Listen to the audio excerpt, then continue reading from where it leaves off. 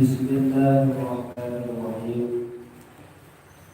Ayat utawi iku fadilatul jamaati, kita akan membahas masalah keutamaan sholat berjamaah. Di bab berikutnya daripada rutin pada Kamis Maghrib ini adalah bab yang menjelaskan masalah keutamaan dan fadilah melakukan sholat berjamaah. Qala sallallahu alaihi wasallam, senantiasa sholat dengan berjamaah, maka hidupnya, catatannya akan dipenuhi dengan yaitu seluruh ibadah. Makanya kunci ibadah ini kenapa sholat dengan berjamaah. Betul. Jenengan ibadah yang lain kurang tertib, kurang bagus, kurang sempurna, tapi kalau jamaahnya tetap, jamaahnya semangat, maka panjenengan dihitung dalam semua catatan amalnya, termasuk orang yang full ibadahnya kepada Allah Subhanahu wa ta'ala. Sebenarnya jamaah duhur, asar. Kalau misalnya punya istri, jenengan kondur saking mriki istrinya belum sholat berjamaah, sholat melih mboten napa-napa untuk kedua kali. Atau mungkin karena panjenengan atau ibu-ibu, kalau mau sholat jamaah, kalau mau sholat, telepon suaminya dulu, Mas, hari ini jenengan sholat di mana? Kalau misalnya beliau mau pulang, ditunggu untuk menunggu sholat berjamaah. Sholat di akhir waktu akan tetapi yakin bisa berjamaah lebih diutamakan daripada sholat di awal waktu tapi tidak berjamaah. Tapi yakin di akhir waktu itu nanti akan berjamaah. Tapi kalau tidak yakin di akhir waktu berjamaah, ya di awal waktu lebih bagus. Wa qala Sa'id ibn al-Musayyab, ma adzana muadzdinun mundu 20 sanah illa wa ana fil masjid. Sa'id ibn al-Musayyab mengatakan, aku tidak mendengar seorang muadzin azan di masjid kecuali selama 20 tahun telah berlalu aku selalu sudah duduk di masjid menunggu sholat berjamaah. Makanya nggak salah kalau jadi walinya Allah. Panjenengan kita semuanya pengen jadi walinya Allah, pengen jadi kekasih Allah. Nah, ini Sa'id ibn al-Musayyab yang begitu ya. Sebelum ada adzan sudah di masjid, yang menghidupkan lampu, yang membersihkan masjid, apalagi ini sangat mulia sekali di mata Allah Subhanahu wa taala. Wa qala Muhammad ibn Wasi', Syekh Muhammad bin Wasi' mengatakan, ma ashtahi minad dunya illa thalathah. Akhon innahu in ta'awajat qawamani wa kutan minar rizqi afwan min ghairi tabi'ah wa sholatan fi jama'atin yarfa'u anni sahwaha wa yaktabu li fadluha. Dikatakan ada 3 perkara, katanya Syekh Muhammad bin Wasi', yang hendaknya itu, yang selalu beliau inginkan dan hendaknya dimiliki oleh setiap orang beriman. Dan jenengan kok merasa beriman, kalau bisa 3 perkara ini jangan sampai nggak diinginkan. Yang pertama adalah punya teman yang selalu mengajak kita dalam beribadah. Jadi kalau bisa jenengan punya CS kental. Biasanya ibadah, belajar itu kalau punya teman itu kita tambah semangat. Makanya dalam ibadah pun cari teman pun. Jenengan nempelo orang yang kira-kira bisa mengenalkan jenengan kepada Allah. Habib Umar bin Hafidullah Ta'ala wa nafa'ana bi. Carilah orang yang bisa mengenalkan kita kepada syariat Allah, dan carilah orang yang kalau kita dekati membuat kita semakin cinta kepada Allah. Yang kedua yang harus jenengan ingini, wa kutan minar rizqi afwan min ghairi tabi'ah, yaitu mendapatkan rizki yang gampang tanpa rekoso. Ini saya kira semua orang ingin. Jenengan tinggal santai-santai, kemudian rezekinya lancar dan banyak serta cukup. Yang ketiga, sholat berjamaah tidak pernah ditinggalkan. Ini adalah harus ada dalam setiap cita-cita kehidupan kita. Jenengan kok punya 3 cita-cita tersebut, dijamin panjenengan adalah orang yang mulia dan akan dimuliakan oleh Allah Subhanahu wa ta'ala. Dan saya melihat di Masjid Al-Muslimin ini semakin lama semakin banyak jamaahnya. Semakin lama semakin meningkat. Dulu hanya di depan sini, meningkat ke sini, meningkat sini. Insya Allah seluruh keluarga besar Masjid Al-Muhsinin ini kelak akan bersama-sama di surganya Allah Subhanahu wa taala. Waruya anna Aba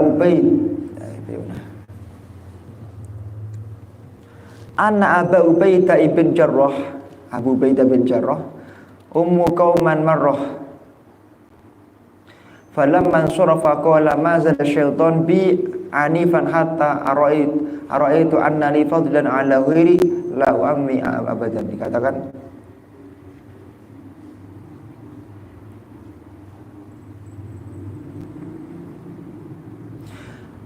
beliau Imam Abu Ubaidah bin Jarrah pernah menjadi imamnya jamaah sekali. Kemudian beliau mengatakan, tidak sekali-kali iblis itu menggangguku tadi sehingga aku melihat bahwasanya keutamaan aku tidak pernah melihat iblis mengganggu seseorang melebihi iblis mengganggu yaitu orang-orang yang melakukan sholat berjamaah, apalagi imam yang menjadi imamnya sholat berjamaah. Beliau mengatakan, tidak ada pahala yang pernah aku lihat lebih agung, lebih mulia, lebih tinggi daripada pahalanya orang yang menjadi imam daripada orang yang sholat berjamaah. Makanya kalau kita membuka kitab Taqriratus Sadidah karya Al-Habib Ahmad Al-Kaf atau Al-Habib Zain Ibn Smith, maka orang yang paling afdal dan paling utama adalah mereka orang-orang yang senantiasa sholat dengan berjamaah dan dia menjadi imamnya sholat berjamaah. Ada yang mengatakan muadzinnya, ada yang mengatakan imamnya. Ini ada dua versi yang memang berbeda. Wa qala an-Nakhai wa qala al-Hasan la tusallu khalfa rajulin la yakhtalafu ilal ulama. Dikatakan, janganlah kamu semuanya itu sholat di belakang orang yang mana dia itu tidak senang dengan ulama. Artinya kalau sholat berjamaah itu ya dianjurkan kita itu memilih imam, tidak sembarangan. Paham ya? Saya katakan begini, kalau misalnya ada dua masjid, masjid yang satu jamaahnya sedikit, yang satu banyak, pilih yang banyak. Kalau ada dua masjid, masjid yang satu itu ragu-ragu kehalalan tanahnya, yang satu pasti halal, pilih yang pasti halal. Kalau ada dua masjid, yang satu imamnya itu adalah seorang anak hasil zina, yang satu anak normal atau anak yang tidak diketahui, maka pilih yang paling normal. Kalau ada dua masjid, yang satu imamnya sudah menikah, yang satu belum, pilih yang sudah menikah. Kalau ada dua masjid, imamnya yang satu ahli bid'ah, yang satu ahli sunnah, maka pilih yang ahli sunnah. Ahli bid'ah niku napa? Imamnya sok-sok ninggalke qunut, imamnya sok-sok ninggalke tahiyat awal, imamnya sok-sok ninggalke baca surat-suratan. Ini kan sunnah-sunnah yang harusnya tidak ditinggalkan atau sebaiknya tidak ditinggalkan. Kok ada imam suka meninggalkan sunnah-sunnah itu, maka pilih yang imamnya tidak suka meninggalkan perkara sunnah. Nah, seperti itu ya. Nah, ini kalau memilih, termasuk kalau ada seorang yang benci kepada ulama, benci kepada habaib, maka jangan dijadikan menjadi imam. Pilih yang biasa-biasa, syukur-syukur menunjukkan cintanya kepada para zuriyah Nabi dan para ulama ya Allah Subhanahu wa taala. Wa qala an-Nakhai mathalul ladzi ya'umun nas bi ghairi ilmin mathalul ladzi yakilul ma fil bahri la yadri ziyadatuh min nusanih. Imam An-Nakhai mengatakan, perumpamaan orang yang menjadi imamnya para manusia, sedangkan jadi imam nggak tahu tentang fikihnya imam, maka dia seperti orang yang mengukur lautan dengan tangannya, sedangkan dia tidak mungkin tahu berapa luasnya lautan dan berapa luasnya lautan dan berapa kecilnya lautan. Nggak ada gunanya gitu loh. Jadi kalau ada jenengan pilih imam itu yang paham fikih, yang paham fikih. Jangan dicari karena syukur-syukur ya suaranya bagus, tapi jangan gara-gara suaranya bagus kemudian jadi imam padahal nggak paham fikih.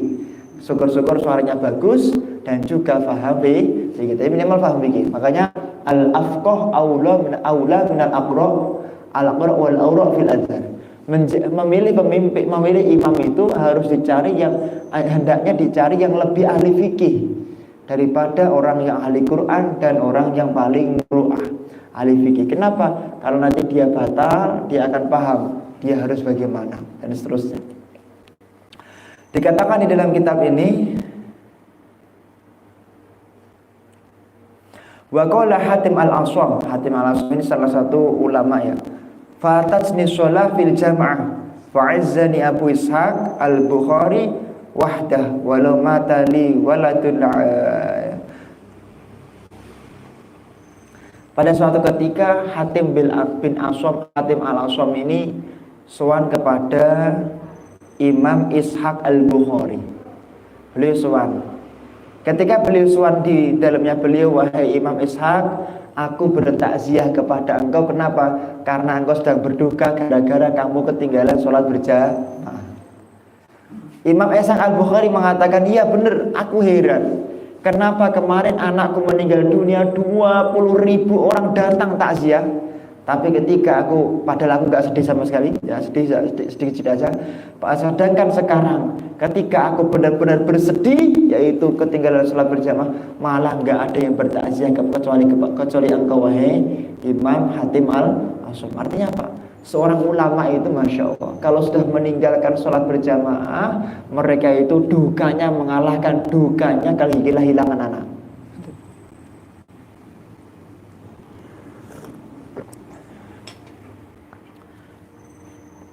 Tapi hati-hati, iblis itu selalu menggoda kita agar kita jauh dari Allah.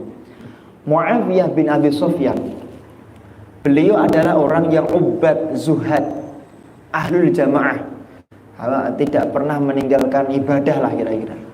Pada suatu ketika beliau tidur dan ketiduran, hampir saja sholatnya itu kebelabasan. Artinya tidak sholat karena tidurnya kebelabasan. Kemudian pada kolbab, pintu rumahnya diketuk, ditanya, siapa engkau?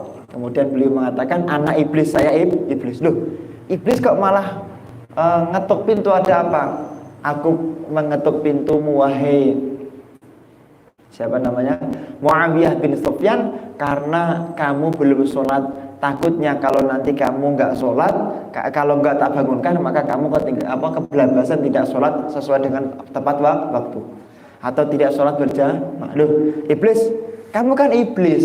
Di mana-mana iblis itu menggoda orang agar meninggalkan ibadah. Kok kamu malah membangunkan saya? Jujur, ayo jujur. Iblis ya jujur bahwa wahai imam, aku khawatir kalau nanti kamu ketinggalan sholat berjamaah, kalau nanti kamu ketiduran, kemudian kebelabasan, aku khawatir engkau adabnya orang munafik, adabnya orang munafik dan adabnya ahli neraka. Yang penting sholat 40 hari. Ampun tinggal bersama. Poin aja dengan kok bangun tidur untuk kawanan, kok menjalankan tiang nganu nyuntulung tiang sanes niki dadi makmum jenengan. Bagaimana caranya biar tetap bisa sholat berjamaah? Paham ya? Ampun ngantos ninggalke sholat berjamaah tanpa sebab. Bapak Ibu yang dimuliakan oleh Allah Subhanahu wa taala,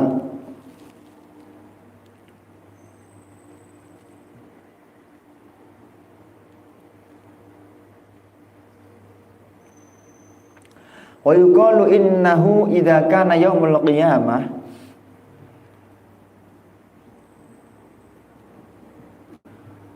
dikatakan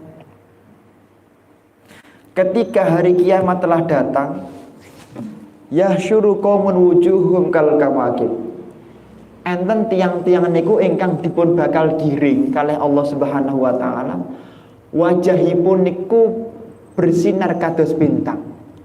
Jadi ketika hari kiamat besok enten saya giring, ayo, lah wajahnya bersinar seperti bintang. Fataqul lahumul malaikah maka nas'amalukum fayaqulun kunna idza saminal adzan kumna ila shaharah la nashtahi la yashghilna ghairuhu. Dia mengatakan, Fulan, malaikat mengatakan, Fulan, amal kalian itu apa? Kok sampai dimuliakan sedemikian rupa itu? Beliau mengatakan, wahai malaikat, setiap kami dengar adzan, kami segera menuju ke tempat bersuci atau wudhu, dan kami segera menuju masjid agar bisa sholat berjamaah. Wajahnya bersinar seperti bintang. Kemudian tsumma tasyuru ta'ifatul hujum kal aqmar. Ada yang wajahnya lebih indah lagi seperti rembulan. Ditanya, fa yaqulun ba'da su'al kunna natawda'u qabla al-waqti. Wahai malaikat, kenapa wajah kami lebih indah daripada yang golongan pertama tadi? Karena kami itu jujur, setiap dengar adzan kami sudah berwudu untuk menunggu sholat berjamaah. Nah, kalau tadi kan nunggu adzan dulu baru wudu. Kali ini enggak, sudah berwudu sebelum adzan. Summa tasyuru ta'ifatun wujuhuhum kasyamsi. Ada di antara mereka yang satu golongan itu wajahnya seperti matahari, bersinar terang sekali. Ditanya kemudian,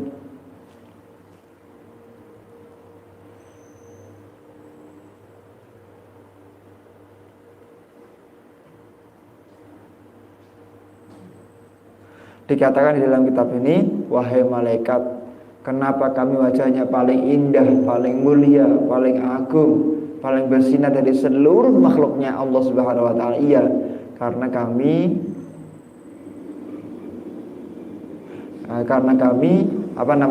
setiap dengar adzan kami sudah berwudu, sudah duduk di masjid untuk menunggu sholat berjamaah. Ini wajahnya seperti matahari. Jadi semakin punya etos semangat tinggi untuk sholat berjamaah, maka orang tersebut akan semakin tinggi pula derajatnya di mata Allah Subhanahu wa taala. Dan mari kita semuanya senantiasa istiqomah menjalankan ibadah sholat dengan berjamaah. Bapak Ibu yang dimuliakan oleh Allah Subhanahu wa taala, di dalam kitab Kifayatul Azkiya wa Minhajul Asfiya dijelaskan, orang yang melakukan sholat berjamaah, maka orang tersebut dijamin surga oleh Allah Subhanahu wa taala. Dikatakan, bagaimana tidak? Ketika ada orang sholat berjamaah, kok imamnya sudah benar, semuanya salah, maka semua sholatnya dianggap sah oleh Allah Subhanahu wa taala. Ketika ada orang melakukan sholat berjamaah, salah satu makmumnya sah, walaupun imamnya enggak sah, salah satu ada yang sah, maka semua sholatnya dianggap sah oleh Allah Subhanahu wa taala. Ketika ada orang melakukan sholat berjamaah, ternyata softnya itu lurus, maka seluruh orang yang sholat di tempat tersebut dianggap mendapatkan yaitu fadilah sah dan mendapatkan fadilah berjamaah. Ini loh kelebihan kalau kita sholatnya dengan berjamaah, apapun yang terjadi ibadah kita tertulis diterima oleh Allah Subhanahu wa taala.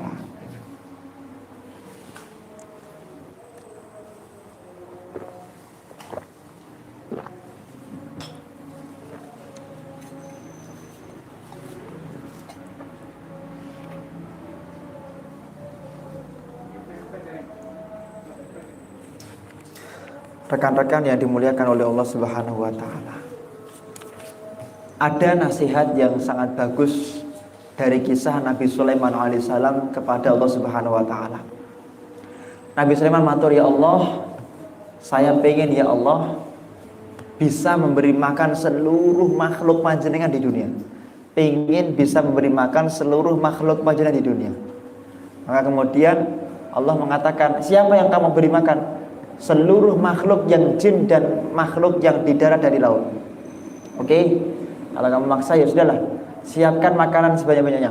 Nabi Sulaiman merasa dirinya kaya raya, dia menyiapkan makanan mulai dari misalnya sini sampai butuh 30 hari perjalanan kaki. Misalnya sampai Bukit Tinggi lah, itu makanan tok itu. Jadi bumi itu hampir diputeri makanan tok yang dibuat oleh Nabi Sulaiman, menyuguhi seluruh makhluknya Allah. Jin dipanggil, jin ayo teman-temannya diajak yuk. Para hewan-hewan dipanggil, ayo. Ya, setelah disiapkan semuanya, Allah berkata, wahai Nabi Sulaiman, kira-kira siapa yang pertama kali makan? Kemudian beliau mengatakan bahwasanya orang yang pertama kali orang yang pertama kali melakukan orang yang pertama maka orang yang atau makhluk yang pertama kali makan adalah man kana fil barri wal bahri, dia yang bisa hidup di darat dan di laut. Nah saat itu Allah manggil, makhluk naik, ayo makan yang kamu butuhkan. Maka ada satu makhluk yang besar sekali dari laut, kemudian dia ikan tersebut makan seluruh makanan mulai dari pojok sini sampai pojok sana semua.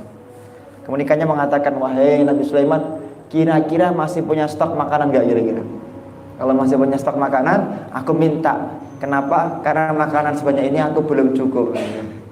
Nabi Sulaiman akhirnya sadar bahwa sehebat apapun beliau tidak akan pernah mampu seperti Allah bisa memberi makan seluruh alam. Insya Allah kita semuanya bersama beliau di surganya Allah Subhanahu Wa Taala.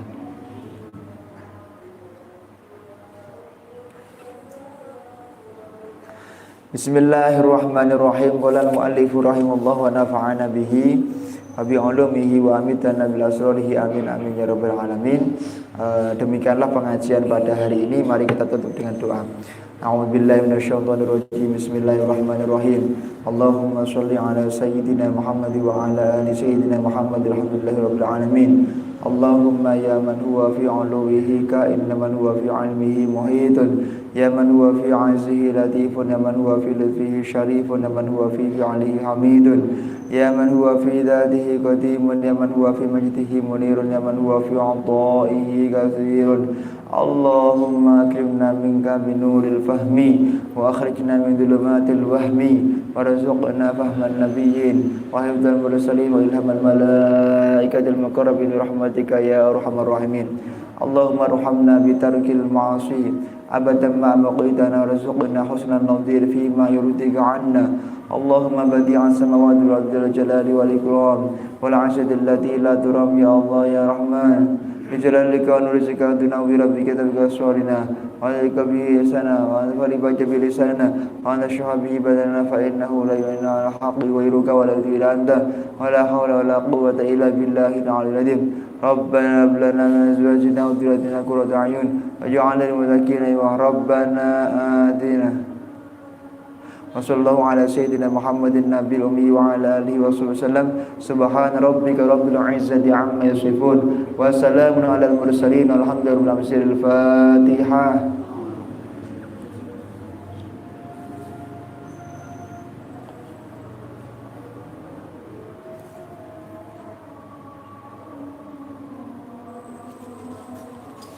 Al-Fatihah.